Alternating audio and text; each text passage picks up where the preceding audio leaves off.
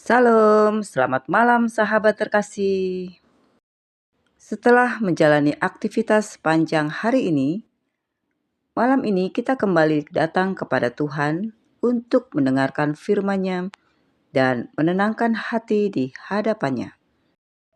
Renungan malam ini diambil dari kisah Elisa dalam 2 Raja-Raja 6 ayat 1-7.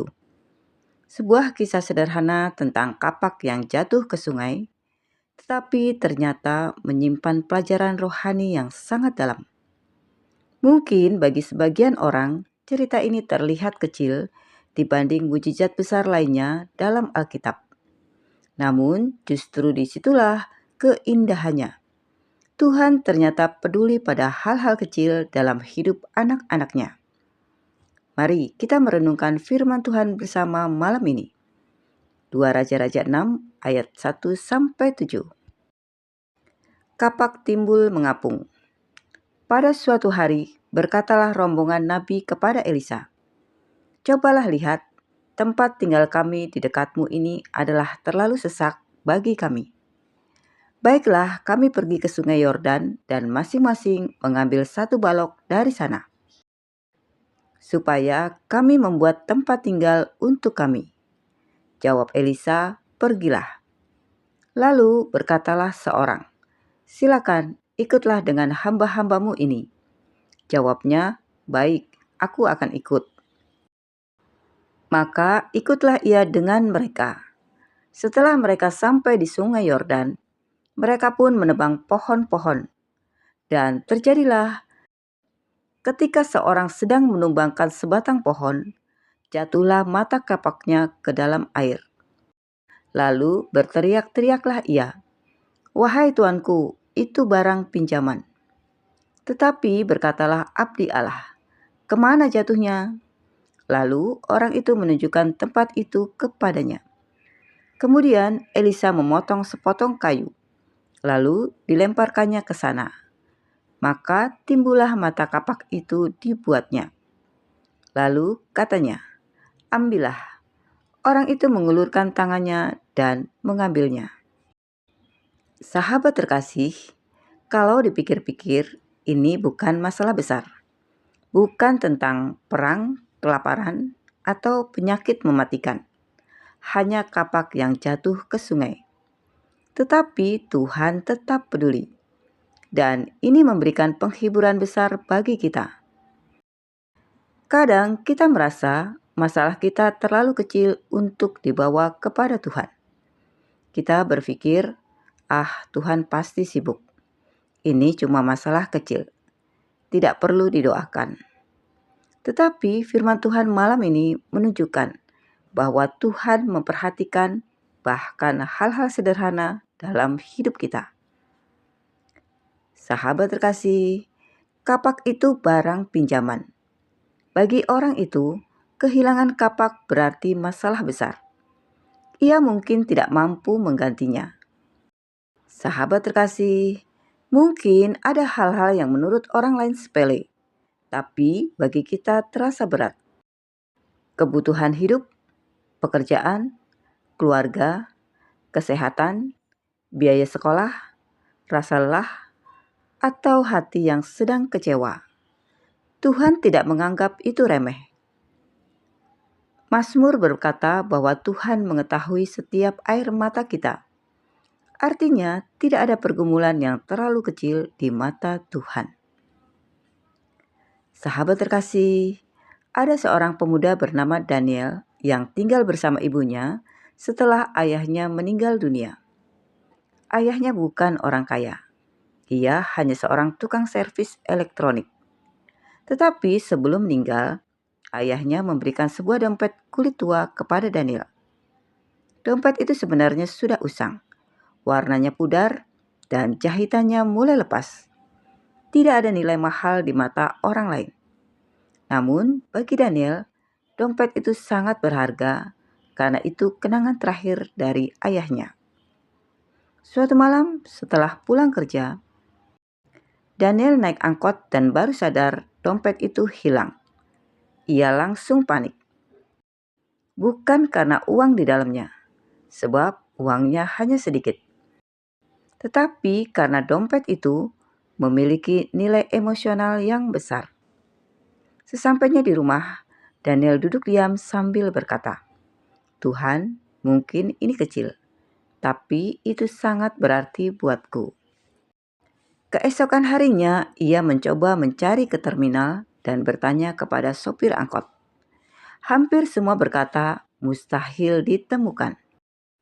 Namun, beberapa jam kemudian, seorang bapak tua menghampirinya sambil membawa dompet kulit itu. Ternyata dompet tersebut ditemukan terselip di bawah kursi angkot. Tidak ada uang yang hilang, tidak ada isi yang diambil. Daniel meneteskan air mata. Ia sadar satu hal, Tuhan ternyata peduli, bahkan pada hal yang dianggap kecil oleh dunia. Sahabat terkasih, terkadang Tuhan tidak hanya bekerja melalui perkara besar. Tuhan juga hadir dalam detail-detail kehidupan kita. Hal indah dari kisah ini adalah Elisa langsung peduli. Ia tidak berkata, "Sudahlah, cari saja yang baru. Itu cuma kapak." Elisa bertanya, "Di mana jatuhnya?"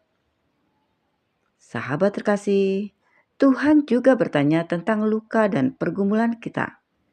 Tuhan tidak mengabaikan tangisan anak-anaknya.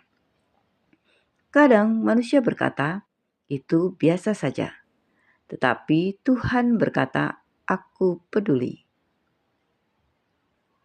Sahabat terkasih, secara logika besi tenggelam.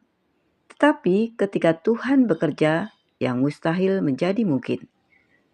Malam ini, mungkin ada area hidup kita yang terasa tenggelam. Harapan, sukacita, kekuatan, keuangan, semangat hidup, atau hubungan keluarga. Mari kita ingat, Tuhan mampu mengangkat kembali apa yang tenggelam. Tidak ada yang terlalu sulit bagi Tuhan. Menariknya, orang itu berkata, "Itu barang pinjaman." Artinya, ia memiliki rasa tanggung jawab. Iman kepada Tuhan bukan berarti hidup sembarangan. Tuhan senang kepada orang yang jujur, bertanggung jawab, dan sungguh-sungguh menjaga kepercayaan. Hal kecil menunjukkan karakter hati seseorang. Sahabat terkasih, apa yang kita pelajari dari kisah ini? Yang pertama, Tuhan peduli pada hal kecil. Tidak ada doa yang terlalu kecil bagi Tuhan. Yang kedua, Tuhan hadir dalam kehidupan sehari-hari. Tuhan bukan hanya hadir di gereja atau saat ibadah.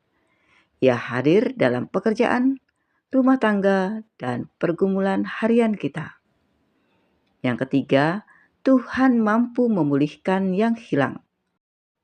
Apa yang terasa tenggelam dalam hidup kita masih bisa Tuhan angkat kembali. Yang keempat, Tuhan menghargai tanggung jawab. Kesetiaan dalam perkara kecil juga penting di mata Tuhan. Sahabat terkasih, malam ini mungkin ada beban yang belum selesai. Mungkin ada doa yang belum dijawab. Ada air mata yang disembunyikan. Ada rasa lelah yang tidak diketahui orang lain. Tetapi firman Tuhan mengingatkan, Tuhan peduli. Ia melihat pergumulan yang tidak dilihat manusia.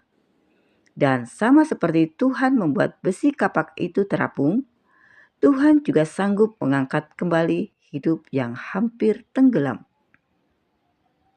Sahabat terkasih, 2 Raja-Raja 6 ayat 1-7 mengajarkan bahwa kasih Tuhan hadir bahkan dalam detil kecil kehidupan kita. Jangan pernah merasa terlalu kecil, terlalu sederhana, atau terlalu tidak penting untuk datang kepada Tuhan. Karena bagi Tuhan, hidup kita berharga. Malam ini serahkan semua kekhawatiran kepadanya. Biarlah hati kita tenang, karena Tuhan tidak pernah meninggalkan anak-anaknya. Sahabat terkasih, mari kita berdoa bersama. Bapa yang Maha Baik, terima kasih untuk firman-Mu malam ini. Terima kasih karena Engkau peduli pada setiap detil kehidupan kami. Saat kami merasa lelah, takut, atau kehilangan harapan, ingatkan kami bahwa Engkau tetap bekerja. Tolong setiap keluarga yang sedang bergumul. Pulihkan sukacita yang hilang dan kuatkan iman kami untuk terus percaya kepadamu.